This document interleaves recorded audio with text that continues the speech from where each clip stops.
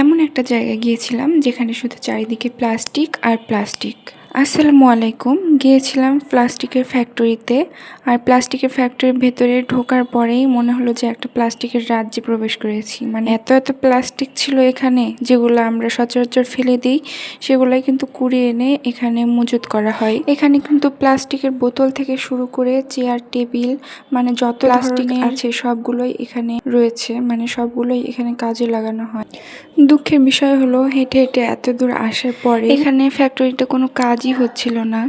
তাই একটু ঘুরে ঘুরে দেখছিলাম। এর ভেতরে কিন্তু অনেক ধরনের যন্ত্রপাতি আছে। মূলত এই ফ্যাক্টরিতে তৈরি হয় পলিথিন। এই যে নীল নীল পলিথিনগুলো যেগুলো রোল করা আছে, পলিথিনগুলো তৈরি করার আগে এখানে কিন্তু প্লাস্টিকগুলো গুঁড়ো করে নেওয়া হয়। এখানে গুঁড়ো করার কাজই চলছিল। প্লাস্টিকগুলো গুঁড়ো করার কাজ শেষ হয়ে গেলে তবেই পলিথিন বানানোর কাজ শুরু হয়। কিন্তু এখানে থাকার মতো এত ধৈর্য ছিল না, কারণ এখানে প্রচুর পরিমাণে শব্দ হচ্ছিল। তাই এখান থেকে বের হয়ে চলে আসি।